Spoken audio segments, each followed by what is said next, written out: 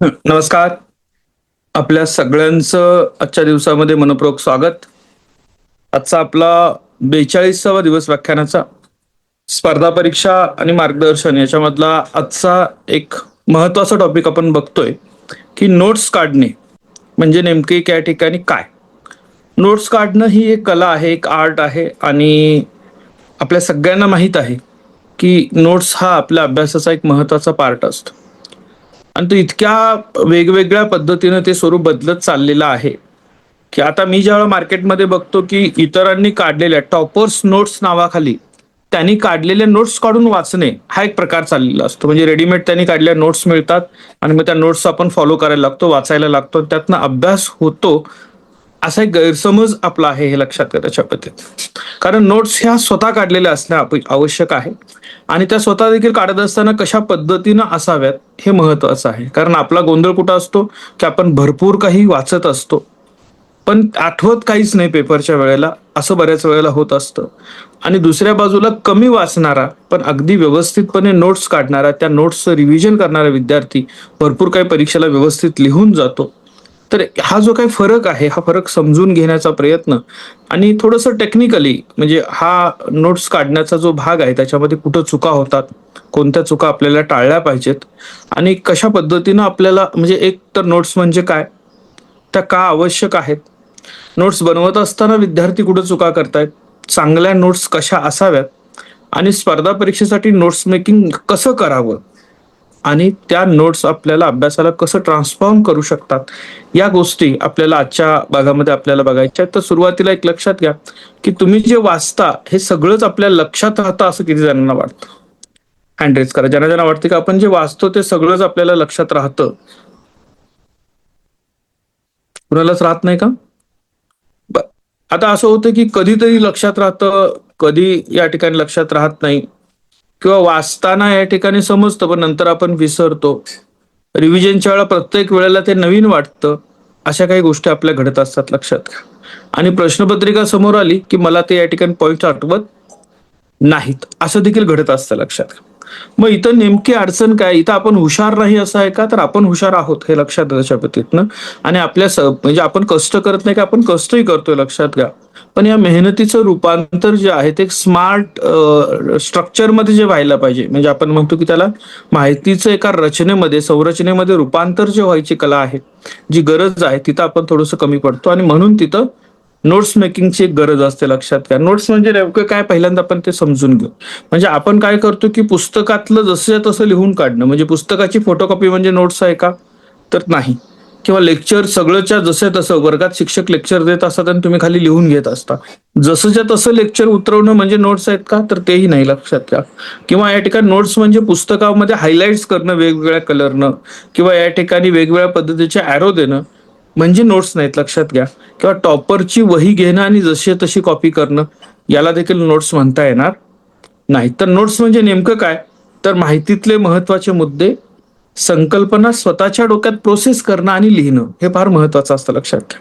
म्हणजे समोर तुम्ही 45 मिनिटाचं लेक्चर ऐकलं, 45 मिनिटामधली एखादी कन्सेप्ट तुम्हाला आवडली, तर ती कन्सेप्ट पहिल्यांदा आत्मसात झाल्यानंतर ते स्वतःच्या भाषेमध्ये तुम्ही लिहिणं आणि त्याच्यानंतर या ठिकाणी रिव्हिजनसाठी उपयोग करण्यासाठी ती स्टोअर करून ठेवणं ही महत्वाची असते, लक्षात घ्या. म्हणजे परीक्षेच्या दृष्टिकोनातून ती वापरता येईल अशा पद्धतीची प्रोसेस असते. म्हणजे नोट्स मेकिंग म्हणजे एक प्रोसेस आहे. पहिल्यांदा तुम्ही वाचाल, ऐकाल, ते समजून घेणं, समजल्यानंतर ते तुमच्या भाषेमध्ये मांडणं आणि त्याचं रिव्हिजन करणं, हा नोट्सचा पूर्ण काय आहे, प्रवास आहे, हे लक्षात घ्या त्याच्या बाबतीतनं. म्हणजे नोट्स म्हणजे शब्दांची नोंदवही नाही, ती एक विचारांची शिस्त आहे, हे लक्षात घ्या त्याच्यामध्ये. तुम्ही जी समोरचं ऐकताय ते लिहून घेता असेल, ती तुम्हाला नेमकं एक विचारांची शिस्त लागलेली आहे का? की कशा पद्धतीनं तुमची थॉट प्रोसेस आहे? तुम्ही 2-3 शब्द ऐकल्यानंतर तुम्हाला कशा पद्धतीने ते पूर्ण एक्सप्लेन करता येतं? मी ते वारंवार या ठिकाणी तुम्हाला सप्तरंग पाठ करायचे असतील तर 7 रंगांची नावं पाठ होत नाहीत. मग कोणीतरी जातानाही पाणी पी सारखा एखादा शब्द सांगतं. मग त्या प्रत्येक शब्दातलं एक-एक अक्षर म्हणजे एक-एक कलर असतो, हे लक्षात येतं.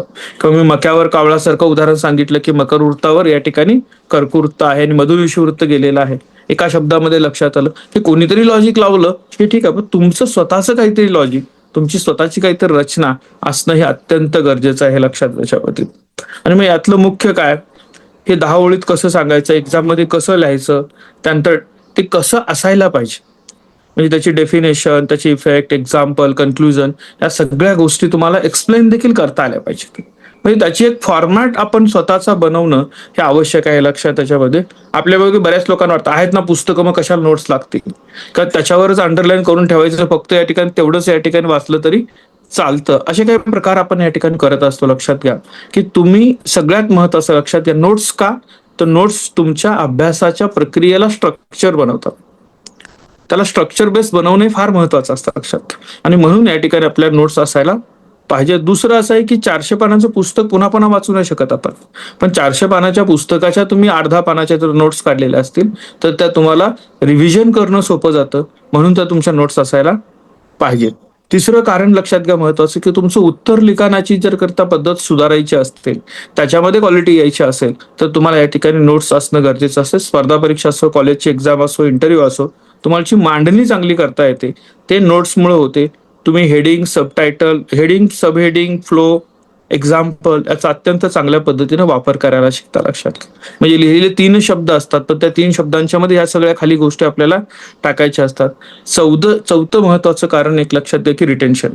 म्हणजे विद्यार्थी वर्गात नोट्स घेतात, त्यानंतर नोट्सचा रिव्ह्यू करतात. हे तुम्हाला सेकंड लर्निंगला मदत करतं, हे लक्षात घ्या. त्यामुळे हे जे अध्यापन संशोधन साहित्य ज्याला म्हणतो आपण, त्याच्यामध्ये हे तुम्हाला स्वतःचं तयार करणं हे अत्यंत गरजेचं आहे. लक्षात घ्या. आपण बऱ्याच वेळेला या ठिकाणी या नोट्सचा रिझल्ट आपल्याला परीक्षेमध्ये चांगल्या पद्धतीने बघायला मिळतो. कारण जे वाचतो ते कदाचित समजतं, पण जे समजून लिहितो ते जास्त काळ लक्षात राहतं. हा फरक समजून घ्या. जे एकदा वाचल्यानंतर कदाचित समजतं, पण समजून घेतल्यानंतर तुम्ही जर ते लिहिलं तर ते जास्त काळ लक्षात राहण्याची शक्यता असते. आता सर्वसाधारणपणे नोट्स काढत असताना आपण काय चुका करतो हे पहिल्यांदा आपण बघूया. लक्षात घ्या. तर नोट्स काढणं म्हणजे काय, जसं मगाशी सांगितलं, जसाच्या तसा सगळा पॅरेग्राफ उतरणं. वहीमधला किंवा पुस्तकामधला पॅरेग्राफ उतरणं म्हणजे नोट्स आहे का, तर तसं अजिबात नाही. नोट्स म्हणजे स्वतःच्या भाषेत लिहिल्या पाहिजे. आपण बऱ्याच वेळा काय करतो की स्वतःच्या भाषेमध्ये न लिहिता कॉपी पेस्ट करत राहतो. कॉपी पेस्ट कधीही तुम्हाला या ठिकाणी माइंडसेट म्हणजे का तुमच्या मनामध्ये ते सेट होणार नाही आहे. लक्षात त्याच्या बाबतीतनं. त्यामुळे ते कॉपी पेस्टने स्वतःच्या भाषेमध्ये तुम्हाला त्या नोट्स लिहिता आले पाहिजे, तर तो विचार पक्का होतो, हे लक्षात घ्या. त्यानंतर बऱ्याच वेळा आपण त्या डेकोरेटिव्ह बनवतो बघा नोट्स. काही नोट्स मी बघतो लाल पेन, काळा पेन, त्याच्यानंतर या ठिकाणी पेन्सिल, त्याला व्यवस्थित डेकोरेटिव्ह केलेलं असतं, हायलाइट केलेलं असतं, हे लक्षात घ्या. म्हणजे ते काय रांगोळीचं पेज आहे का आपल्याकडं, नाही. तुम्हाला ते रिव्हिजन करत असताना ते लक्षात येण्यासाठी म्हणून जास्त हायलाइट्स, जास्त या ठिकाणी स्टिकर, कंटेंट मजबूत असणं गरजेचं आहे. लक्षात त्याच्याबद्दला तुमच्या या डेकोरेटिव्ह नोट्स पेक्षा. त्याच्यानंतर या ठिकाणी आपल्याकडे एक चूक होते की आपण स्ट्रक्चर नाही ठेवत आहे. म्हणजे नोट्स ठेवत असताना एक लक्षात घ्या काय असतं की तुम्ही बऱ्याच वेळा युट्यूबवर लेक्चर बघत असता, न्यूजपेपर मधले पॉईंट काढत असता, लक्षात का नोटबुक वाचत असता, क्लासरूम मधल्या नोट्स असतात. तर हे सगळे जे काही वेगळे वेगळे आहेत त्याची तुम्हाला पार्ट करता आलं पाहिजे, स्ट्रक्चर बनवता आलं पाहिजे. सोर्स काय आहे, तर युट्यूब चॅनलवरचे त्याचा वेगळा भाग आहे. तुम्ही न्यूजपेपर वाचता त्याच्या वेगळ्या या ठिकाणी नोट्स असतील, क्लासरूम मधल्या नोट्स आहेत त्याचा वेगळा भाग असेल तुम्हाला, लक्षात. तर हे तुम्हाला सोर्स बेसिस नोट्स तुम्हाला बनवता यायला पाहिजे. तिथं आपण या ठिकाणी हे करत नाही, ही एक आपली चूक असते. दुसरं, नोट्स तर काढतो आपण पण त्याचं रिव्हिजन नाही करत आहे, लक्षात. म्हणजे एखादं प्रकरण वाचलं, नोट्स काढल्या, ठेवून दिल्या आणि त्याचं वारंवार रिव्हिजन न करता परीक्षेला जायच्या वेळेला फक्त बघतो, तर ती देखील आपली या ठिकाणी अडचण होते, हे लक्षात घ्या. तर आपल्याला हे चालणार नाही. आपण या ठिकाणी नोट्स रिवाइज होत नाही, त्या नोट्स नसून फक्त या ठिकाणी ते एक आपण वेगळं काहीतरी कागद बनवलं आणि ठेवून दिला असं होतं. ते रिव्हिजन होणं गरजेचं असतं, हे लक्षात घ्या. पण चुका ज्या वेळेला आपण बघितल्या त्यावेळेला आपल्याला काही पद्धती बघायला लागतील की नोट्स चांगल्या कशा काढायच्या, त्याचे काय क्रायटेरिया आहे. तर त्यातला पहिला भाग, नोट्स म्हणजे लांबलचक पॅरेग्राफ नाही. नोट्स म्हणजे शॉर्ट टेक्स्ट असतो तुमचा. म्हणजे त्या शॉर्टकट असाव्यात, हे महत्वाचं. कीवर्ड्स वापरलेले त्याच्यामध्ये असावेत किंवा या ठिकाणी शॉर्ट तुमच्या फ्रेजेस असाव्यात वापरलेल्या. त्यानंतर त्या स्ट्रक्चर्ड असाव्यात.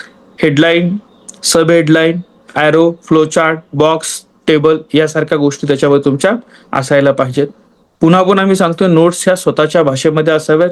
डेफिनेशन जशी तशी हवी असेल तर तिथं वेगळं, पण बाकी ठिकाणी नोट्स मात्र स्वतःच्या शब्दात या ठिकाणी असायला पाहिजेत. हे लक्षात. डेफिनेशन पण बऱ्याच वेळा आपण स्वतःच्या शब्दात लिहायचा प्रयत्न करतो आणि ते समोरच्याला अपील होत नाही. त्यामुळे डेफिनेशन जशी तशी ठेवू द्या, पण इतर गोष्टी मात्र आपल्याला स्वतः या ठिकाणी बनवायला पाहिजेत. त्या एक्झाम ओरिएंटेड असाव्यात, हे लक्षात घ्या. म्हणजे नॉलेज साठवण्यासाठीच्या नोट्स नको, ते लक्षात. त्याच्यावरतून आन्सर लिहिता आलं पाहिजे. म्हणजे फॉर एक्झाम्पल, मला एखादं पुस्तक आवडलं म्हणून मी त्याच्या नोट्स काढतो, तर त्याच्यात बऱ्याच गोष्टी असू शकतात, हे लक्षात. पण ज्यावेळेला मला एक्झाम लिहायची आहे, तर क्वेश्चन टाईप काय असणार आहे आणि मला त्याचं उत्तर कसं द्यावं लागणार, त्या फॉर्मॅटमध्ये तो विचार करून त्या नोट्स बनवलेल्या असायला पाहिजे, लक्षात घ्या. त्या या ठिकाणी कन्सोलिडेटेड टॉपिक वाईज नोट्स असायला पाहिजे.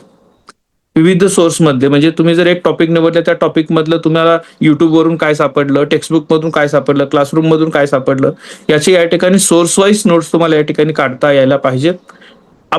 ते अपडेट करण्याची सोय पाहिजे. म्हणजे काय, की तुम्ही आता करंट अफेअर्स वाचताय, पाठीमागचे 4 महिने वाचताय, त्याच्या नोट्स काढून ठेवले. पुढे जसं जसं वाचत चाललेलं ते काढलं पाहिजे. 5 महिन्यांपूर्वी या ठिकाणी एखादी गोष्ट घडलेली होती, म्हणजे भारताचे शिक्षण मंत्री म्हणून XYZ मनीषांनी शपथ घेतली होती आणि तोपर्यंत पुन्हा या ठिकाणी बदल झाला, त्याचा बदल तो अपडेट करण्याची कुठेतरी प्रोव्हिजन का ते अपडेट वारंवार आपण करत राहिला पाहिजे. बऱ्याच वेळा काय करतो आपण, टॉपर्स नोट्स म्हणून ज्या 5 वर्षापूर्वीच्या 10 वर्षापूर्वीच्या मिळालेल्या झेरॉक्स कॉपी, PDF पेनड्राईव्ह मध्ये घेऊन आपण वापरण्याचा प्रयत्न करतो, त्या तितक्या उपयोगाला येतील. ते एक सॅम्पल असू शकतं, कशा नोट्स बनवाव्यात याचं सॅम्पल म्हणून त्याचा उपयोग करू शकता, पण नोट्स म्हणून जशाच्या तशा त्या वापरू शकत नाही, लक्षात घ्या. आणि त्या इतक्या हँडी असाव्यात की 5-1 मिनिटामध्ये त्या चालता यायला पाहिजे. हे पण फार महत्वाचं आहे, लक्षात घ्या. टॉपिक वाईज तुम्ही ज्या करता, लक्षात घ्या. त्यामुळे आपल्याला या नोट्स लास्ट मिनिट या ठिकाणी उपयोग पडत नसतील तर त्याला नोट्स म्हणता येणार नाही. आणि मग याची चांगली पद्धत कोणती, सगळ्यांनी योग्य पद्धत वापरली पाहिजे असं काही नाही, लक्षात घ्या त्याच्या बाबतीतनं. पण या ठिकाणी एक आहे नोट्सचं सेक्शन, दुसरं या ठिकाणी त्याचे क्वेश्चन्स आणि समरी, हा एक भाग.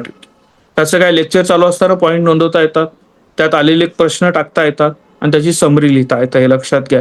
ही एक पद्धत आहे. त्याच्यानंतर एक आउटलाईन मेथड आहे. म्हणजे काय, topic, sub topic, sub point, history, economy, polity, society यासारख्या विषयांसाठी तुम्ही या ठिकाणी याचा उपयोग करू शकता. फ्लो सारख्या नोट्स, कन्सेप्ट नोट्स, लक्षात घ्या.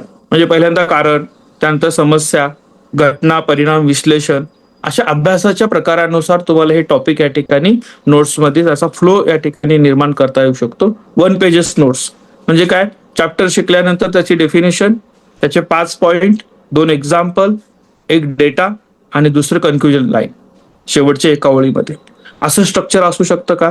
तर हे 1 पेजेसच्या नोट्स या ठिकाणी तुम्हाला मेन आणि रिव्हिजनसाठी उपयोगाला येतात, लक्षात घ्या. फक्त लिहायचं नाही आपण नोट्स काढत असताना, तर तो डेटा आपल्या माइंडमध्ये प्रोसेस होणं गरजेचं असतं, हे लक्षात घ्या. त्यामुळे जे काय ऐकलं ते जसं तसं लिहिणं याच्यापेक्षा ती प्रोसेस करून त्याच्या नोट्स बनवणं हे महत्वाचं असतं. या दोन्हीमध्ये फार फरक आहे, लक्षात घ्या. त्यामुळे तुम्हाला या ठिकाणी या पद्धती समजून घ्यायला पाहिजे, ते लक्षात घ्या. स्वतःच्या भाषेत शॉर्ट करून अर्थ लावून रचनेत लिहिलेला अभ्यास चांगला होतोय, लक्षात घ्या. नोट्स काढणे म्हणजे हात चालणं महत्वाचं नाही, तर डोकं चालणं महत्वाचं आहे, लक्षात ठेवा. हा फरक समजून घ्या. म्हणजे फक्त लिहितोय याच्यापेक्षा ऐकलेलं प्रोसेस होत आहे आणि मी काहीतरी लिहितोय, हे फार महत्वाचं आहे, लक्षात घ्या. स्पर्धा परीक्षेसाठी तुम्हाला ज्या वेळेला नोट्स काढायचे असतात प्रिलियमसाठी, तर त्यासाठी काय पाहिजे, तर facts, definition, scheme, report, map आणि MCQ टाइप्स याच्यावर आधारित नोट्स पाहिजेत. मेन्ससाठी ज्या वेळेला काढाल त्यावेळेला तुमची इंट्रोडक्शन लाईन, त्यानंतर या ठिकाणी तुमचे एक्झाम्पल, त्यानंतर कमिटी, रिपोर्ट्स, डेटा, कन्क्लुजन, असा स्वभाव आहे, अशा पद्धतीचं पाहिजे. आणि इंटरव्ह्यूसाठी ज्या वेळेला तुम्ही या ठिकाणी बघणार आहात त्यावेळेला या ठिकाणी स्वतःची प्रोफाईल, डॅप फॉर्म ज्याला म्हणतात UPSC साठी, त्याच्यावरच्या नोट्स असायला पाहिजेत. त्याच्यानंतर या ठिकाणी होमटाऊन जे आहे त्याच्यावरच्या नोट्स पाहिजेत. ग्रॅज्युएशनच्या सब्जेक्टवर नोट्स तुमच्या असायला पाहिजेत. करंट इश्यूज आणि पर्सनल ओपिनियन पॉइंट्स हे तुमचे असायला पाहिजेत. करंट अफेअर्सच्या बाबतीमध्ये न्यूजपेपरची 4 पानं लिहून काढणं असा त्याचा अर्थ असत नाही. टॉपिक वाईज, म्हणजे आता जलसंधारण एक उदाहरण घेतलं आपण, तर समस्या काय आहे, त्याची कारणं काय आहेत, सरकारी योजना कोणत्या कोणत्या आहेत, त्याच्या केस स्टडी काय आहेत, फेल्युअर आणि सक्सेसच्या, त्याच्यानंतर या ठिकाणी कन्क्लुजन लाईन, ही तुमची पद्धत असायला पाहिजे, हे लक्षात घ्या. म्हणजे गरज काय आहे, इंटरव्ह्यूसाठीच्या वेगळ्या आहेत, मेनसाठीच्या वेगळ्या आहेत, प्रीसाठीच्या वेगळ्या आहेत. ही पद्धत तुम्हाला या ठिकाणी स्वतःची डेव्हलप करणं गरजेचं आहे. आज तुम्ही डिजिटल या ठिकाणी गॅझेट वापरता वेगळ्या पद्धतीचं, तर या वेळेला नोट्स मेकिंग कसं असावं. बऱ्याच वेळा मी बघतो मुलं की काय करतात, PDF वाचता वाचता स्क्रीनशॉट घेतात, युट्यूबवर मध्ये ग्राफ आला की त्याचा स्क्रीनशॉट घेतात. त्याचं करता काय पुढं. आपल्या मोबाईलमध्ये आजही गॅलरी तुम्ही बघितलं तर भरपूर स्क्रीनशॉट असे पडलेले असतील, जे तुम्ही त्याच्यानंतर कधी बघितले नाही किंवा कधीतरी एकदा बघतो आणि पुन्हा त्याचा वापर होत नाही. तर तुम्हाला ते फक्त सेव्ह केलं म्हणजे तुमचा अभ्यास झाला असं होत नाही, लक्षात. तुम्हाला ते तुमच्या हस्ताक्षरामध्ये ड्रॉ करावं लागेल, हे लक्षात त्याच्या बाबतीतनं त्यामुळे तुम्हाला तो सेव्ह करणं आणि आत्मसात असणं याच्यामधला फरक समजायला पाहिजे. मटेरियल मोबाईलमध्ये फक्त साठवून ठेवणं आणि एक्झाम रेडी नोट्स बनवणं ह्यातला फरक तुम्ही समजून घ्या. 500 पानाची PDF आहे, त्यातल्या 20 चांगल्या नोट्स नसतील तर तुम्ही परीक्षेच्या वेळेला गोंधळून जाल. त्यामुळे फक्त PDF उपलब्ध आहे, युट्यूबचे अनेक व्हिडिओ उपलब्ध आहेत म्हणून तुमचा अभ्यास होता असं होणार नाही. 500 पानाच्या PDF मधल्या 50 स्क्रीनशॉट काढून तुम्ही या ठिकाणी तुमच्या मोबाईलमध्ये सेव्ह करून ठेवले आहेत म्हणजे अभ्यास झाला असं होणार नाही. ही पूर्ण प्रोसेस जी आहे, वाचणं, त्यावर प्रोसेस करणं आणि स्वतःच्या भाषेमध्ये एका स्ट्रक्चर वेनं त्याची नोट डाऊन करणं हे गरजेचं आहे, लक्षात त्याच्या बाबतीतनं. आणि मग त्यासाठीचा एक प्रॅक्टिकल फॉर्म्युला काय, रीड, थिंक, रिड्यूस, अरेंज आणि रिवाइज. परत रिपीट करतो, रीड, थिंक, रिड्यूस, अरेंज आणि रिवाइज. हा एक या ठिकाणी त्यातला महत्वाचा भाग आहे, लक्षात घ्या. रीड, पहिल्यांदा टॉपिक समजून घेणं महत्वाचं आहे. थिंक, त्याच्यावर विचार करा, स्वतःचा जे मुख्य कन्सेप्ट काय ते समजून घेणं. रिड्यूस, 20 पानाची कन्सेप्ट आहे ती 2 पानामध्ये कमी कशी करता येईल हे तुमच्या पद्धतीने तुम्ही पहिल्यांदा ठरवून घ्या. त्याच्यानंतर या ठिकाणी अरेंज करा, ती 20 पानाचं हेडिंग, सब हेडिंग, त्यानंतर फ्लो, डेटा या पद्धतीने त्याचे अरेंजमेंट करा. आणि 24 तासातून एकदा काढल्यानंतर आणि त्यानंतर आठवड्यातून एकदा किंवा महिन्यातून एकदा ती गोष्ट रिवाइज करणं हे नोट्स मेकिंगचं खरं सायकल आहे, लक्षात घ्या. पुन्हा या ठिकाणी मी रिपीट करतोय, रीड, रिड्यूस, अरेंज आणि रिवाइज या पद्धतीनं आपल्या नोट्स या ठिकाणी व्हायला पाहिजेत, हे लक्षात घ्या. कारण आपण या ठिकाणी करंट अफेअर्सच्या नोट्स बनवतो आणि 6 महिन्यानंतर त्याला पुन्हा सगळं नवीन वाटतं, कारण नवीन होणारच आहे. त्याला म्हणतोय आपण चालू घडामोडी बदलणारच आहे. त्याच्या बाबतीतनं टॉपिक वाईज समरी लिहितो त्यावेळेला आपल्याला काय, महिला सक्षमीकरण, हवामानातला बदल, भारतीय अर्थव्यवस्था, आरोग्य याच्या एक एक पानाच्या नोट्स करायला पाहिजेत. तर तुम्हाला या ठिकाणी क्लॅरिटी येईल तिथं परीक्षेला जात असताना, लक्षात घ्या. हा एक विद्यार्थी असतो की जो या ठिकाणी टॉपिक वाईज नोट्स बनवतो, एका पानाच्या बनवतो, अभ्यास करतो. दुसरा काय करतो की त्याचे एक एक व्हिडिओ टॅप करून ठेवतो, म्हणजे महिला सक्षमीकरणाचा एक व्हिडिओ, हवामानाच्या बदलाचा एक व्हिडिओ, भारतीय अर्थव्यवस्थेचा, आरोग्य शिक्षणाचा एक एक व्हिडिओ, असं या ठिकाणी व्हिडिओ बघून युट्यूबवरचे त्याचे स्क्रीनशॉट काढून ठेवतो आणि 10 बुलेट पॉईंट या ठिकाणी लिहिता येत नाहीत, लक्षात घ्या. पण दुसरा विद्यार्थी ज्याने या ठिकाणी नोट्स बनवलेल्या आहेत, 20 पानाचं 2 पानावर कन्वर्ट केलेलं आहे, त्याला एक स्ट्रक्चर बेस ठेवलेला आहे, त्याला लिखाण सोपं जाणार आहे, हे लक्षात त्याच्या बाबतीतनं. म्हणजेच याचा अर्थ काय, नोट्स काढणं म्हणजे स्वतःच्या मेंदूला ट्रेन करणं आहे. माहिती प्रोसेस करण्यासाठी स्वतःच्या मेंदूला ट्रेन करणं हे सगळ्यात महत्वाचं आहे, लक्षात घ्या. त्यामुळं काय महत्वाचं आहे हे ओळखायला येतं, कमी शब्दात सांगायला जमतं, त्याचे योग्य रचना करायला जमते, एक्झाम ओरिएंटेड विचार करायला आपण शिकतो आणि अँसर लिहित असताना त्याचा एक फ्लो स्वतःचा असा तयार होतो, हे लक्षात घ्या. म्हणजे नोट्स म्हणजे स्टेशनरी नाही, म्हणजे आणून फक्त लिहून ठेवली त्याच्यामध्ये, तर ते एक विचाराची प्रक्रिया आहे, थिंकिंग स्किल आहे, लक्षात त्याच्या बाबतीतनं. त्यामुळे आपल्याला नोट्स काढत असतानाचे काही बदल करणं गरजेचं आहे. आतापर्यंत तुम्ही कसं काढत आहात काय हा भाग वेगळा आहे, पण आता तुम्हाला तुमच्या पद्धतीमध्ये बदल करावा लागेल, तर स्ट्रक्चर समजून घ्यावं लागेल. कदाचित तुम्ही आतापर्यंत या पद्धतीने विचार केला असेल किंवा नाही हे मला माहित नाही.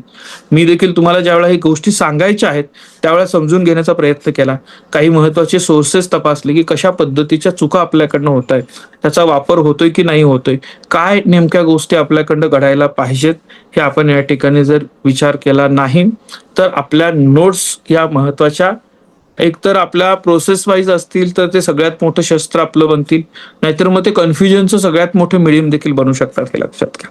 त्यामुळं वही मागून घेणं म्हणजे असा प्रकार व्हायचा, आता होतोय का नाही तर मला माहित नाही. एखाद्या लेक्चरला तुम्ही अब्सेंट असाल आणि मग त्यावेळेला तुम्ही मित्राच्याकडनं वही घेता आणि पूर्ण करता, ते वहीमध्ये लिहिलं जातं पण त्यातला फरक समजून घ्या. प्रत्यक्ष लेक्चरला तुम्ही असताना लिहून घेतलेलं जेवढं समजलेलं असतं तेवढं वहीतलं लिहून घेतल्यानंतर समजतं असं होत नाही, हे लक्षात घ्या.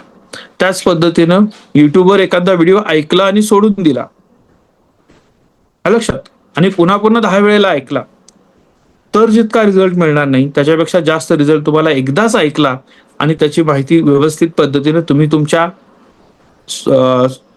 पद्धतीनं ठरवलेल्या मेथड प्रमाणे जर रिवाइज केली, रिड्यूस केली, त्यानंतर तुम्ही त्याच्यावर विचार केला, त्यानंतर त्याच्यामध्ये तुम्हाला स्ट्रक्चर करता आलं, मांडता आलं, तर चांगल्या पद्धतीने त्या नोट्स बनू शकतात, हे लक्षात घ्या.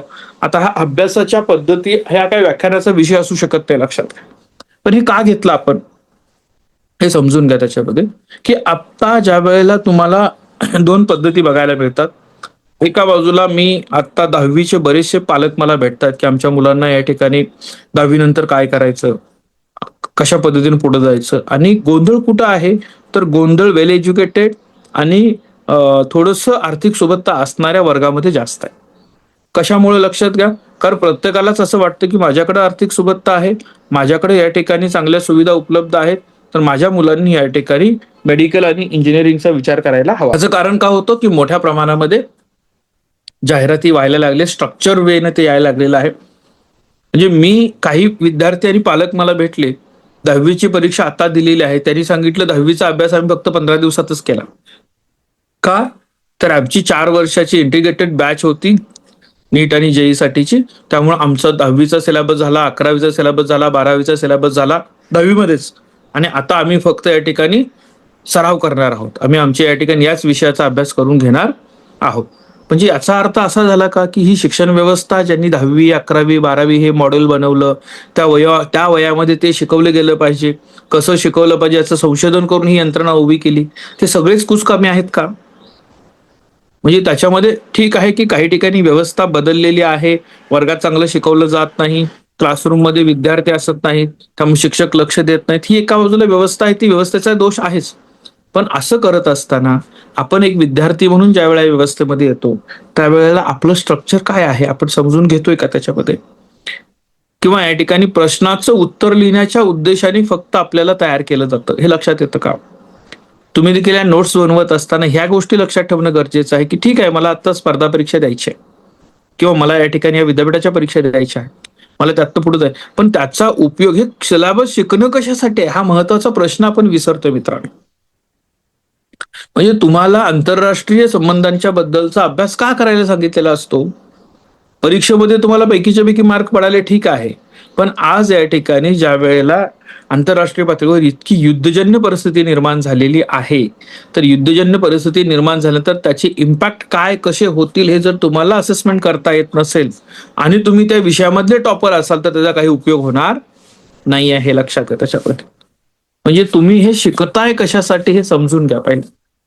तुम्ही मिळवलेलं ज्ञान हे तुम्हाला तुमच्या दैनंदिन कामकाजामध्ये वापरता यायला पाहिजे, किंबहुना ते वापरतच तुम्ही असाल हे गृहीत आहे, म्हणून ही शिक्षण व्यवस्था निर्माण करण्यात आलेली आहे. समज आपण ज्या वेळेला एक्झाम ओरिएंटेड वारंवार म्हणतो, म्हणजे मी सकाळी मगाशी सगळं सांगितलं की एक्झाम ओरिएंटेड तुमच्या नोट्स असावं, कारण परीक्षेसाठीच तुम्हाला ते करायचं. हे जितकं महत्वाचं आहे तितकं महत्वाचं आहे की हे प्रश्न सोडवत असताना या जो केलेला अभ्यास आहे त्याचा उपयोग तुम्हाला तुमच्या दैनंदिन या ठिकाणी रुटीन मध्ये होतो का, हा देखील महत्वाचा विषय आहे, लक्षात का? मग ते अर्थशास्त्र असेल, इतिहास असेल, भूगोल असेल, किंवा तुमचे सायन्सचे काही सब्जेक्ट असतील, कॉमर्सचे काही सब्जेक्ट असतील, इंजिनिअरिंगचे काही सब्जेक्ट असतील, त्याचा उपयोग जर होत नसेल तर या ठिकाणी आपल्याला काहीतरी चुकतं हे मान्य करावं लागेल, हे लक्षात. त्यामुळे अभ्यासाच्या पद्धतीमध्ये हा एक महत्वाचा भाग नोट्स काढणे आहे.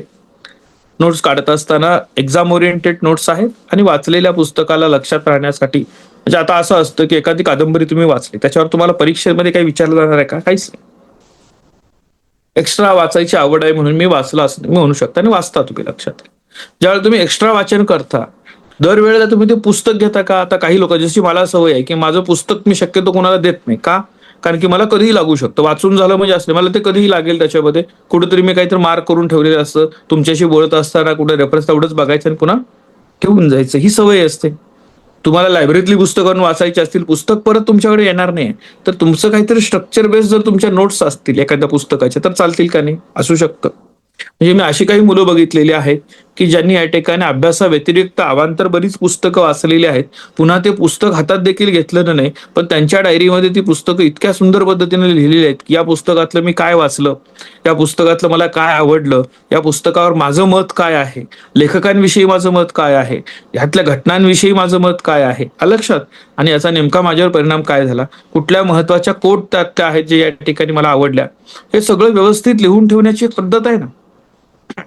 म्हणजे एखादं पुस्तक काढले तर मुळात मला अवांतर वाचनाची सवय आहे का, हे बघा, जी असायला पाहिजे. अवांतर वाचनाच्या नोट्स काढायच्या का, त्या जर असतील तेही फार महत्वाचं आहे, लक्षात घ्या. म्हणजे त्याचा तुम्हाला काय कुठं परीक्षेत प्रश्न नाही विचारणार आहे त्याच्यामध्ये, पण मी 50 पुस्तकं वाचली म्हणण्यापेक्षा मी वाचलेल्या 50 पुस्तकाची ही माझी डायरी आहे. कधी ज्या वेळेला वाचेल त्यावेळेला मी बघू शकतो. हे होणं गरजेचं आहे. आता हे सगळं डिजिटली मेंटेन करू शकता तुम्ही. म्हणजे तुम्ही नोटपॅड घेतलेला आहे, नोटपॅडवर त्या पेन्सिलनं तुम्ही लिहिताय, स्टोअर करताय. जे आपला आर्यन आहे याचा नागपूरचा, त्याच्या मी ज्या वेळेला नोट्स बघितल्या मोबाईलमध्ये त्यांनी बनवलेल्या नोट्स सगळ्या त्याच्यामध्ये जसं वहीमध्ये तुम्ही बनवता तसं त्यांनी व्यवस्थित लिखाण करून, अंडरलाईन करून, चार्ट वापरून, म्हणजे यातल्या काही डिजिटल टूलचा उपयोग पण चांगला होईल, हाताखालनं आपल्याला जाईल, पण लिहिता त्यावेळेला त्याचा एक या ठिकाणी डेटा प्रोसेस झालेला असतो आपल्या या ठिकाणी मेंदूकडून.